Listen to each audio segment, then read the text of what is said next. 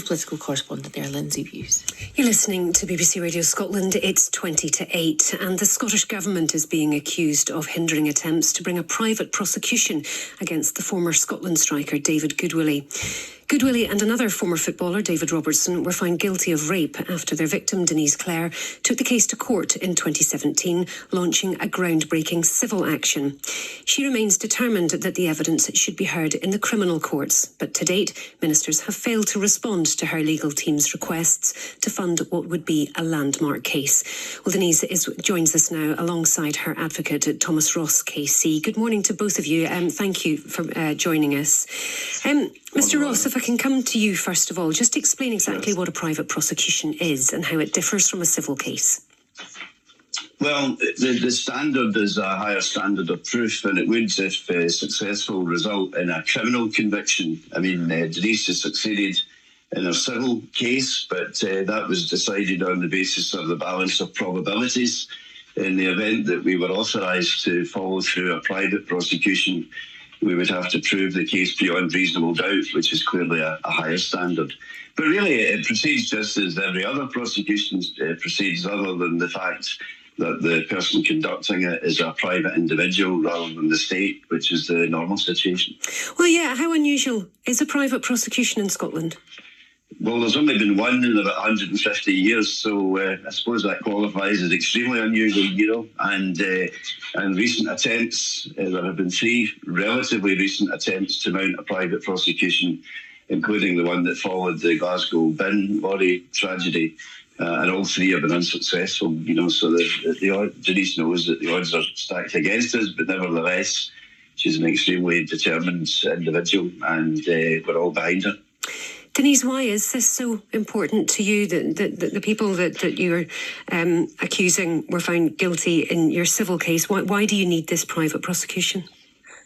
So I need the prosecution for myself in order to move on, but this isn't just about me anymore. So throughout this last almost 14 years, I've been let down countless times by the Crown Office. And I feel like if they're not held to account, these failures will continue to happen to other people, and I want to try and prevent anyone else having the same experience as me. In what way do you feel that you've been let down? I suppose, you know, the prosecutors decided not to take this to court years ago. Why do you think that was letting you down? So it's probably a bit of a controversial situation here. For months, I was actually told that my case would be prosecuted in the High Court, and suddenly that decision changed. So for that reason, I feel like I was let down. And yes, Crown Office push a narrative. They currently push this narrative that the case was never going to court, but I completely disagree with that. So I think the evidence has been reviewed, not just by Crown Office, so out with them. Legal professionals have reviewed the evidence in my case, and feel that it should have been prosecuted in the High Court.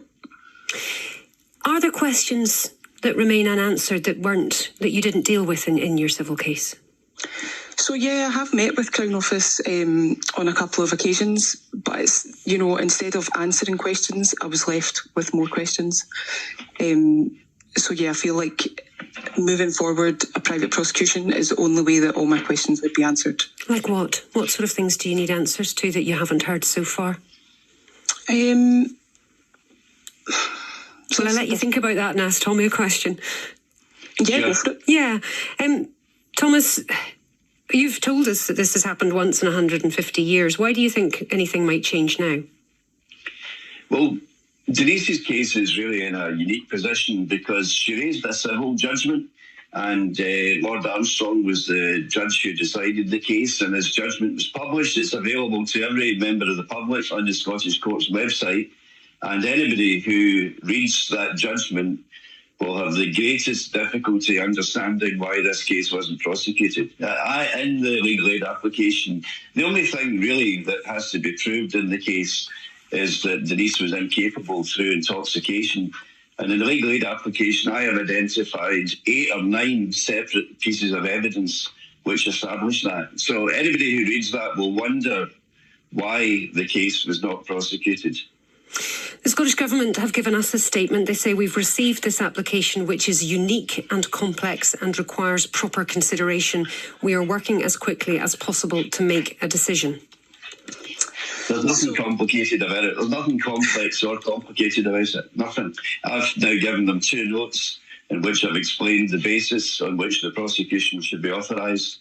You could read those notes in 5 minutes. I have no idea why in 6 months they haven't been able to give a decision. Yeah, and actually, if I could just jump in here.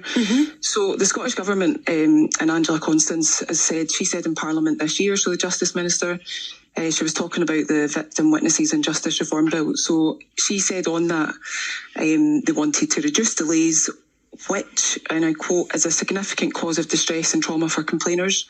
So the Scottish Government know that, but yet they still leave me waiting. So I'm still in limbo 6 months later. Have you, can I ask again, what you feel that this case will give you that you haven't already heard? So it'll definitely give me closure. And,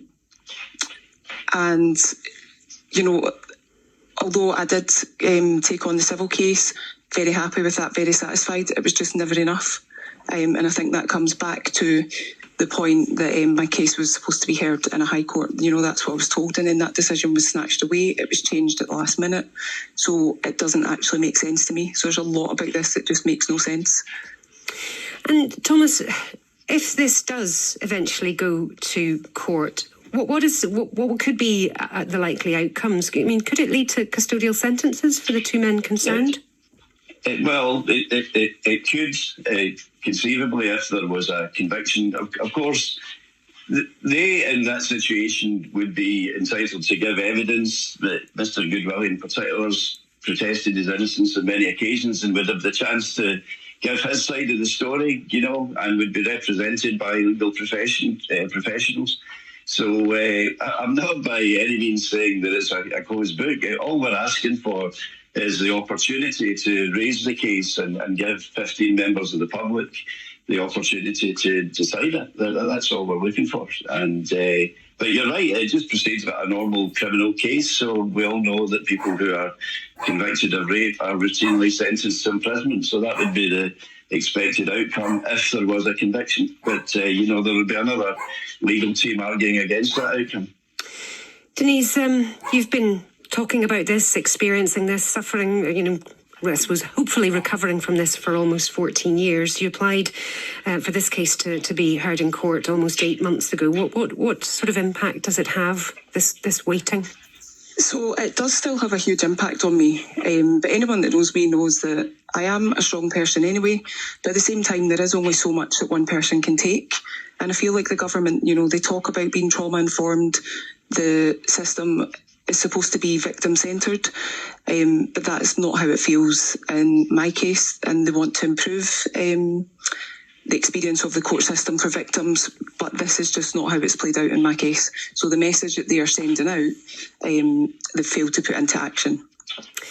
Let me thank you very much indeed for coming on to talk about it this morning. Denise Clair there and her advocate Thomas Ross KC. Thank you both. 7:48 now. The headlines so far this morning. BBC News has learned the Scottish Government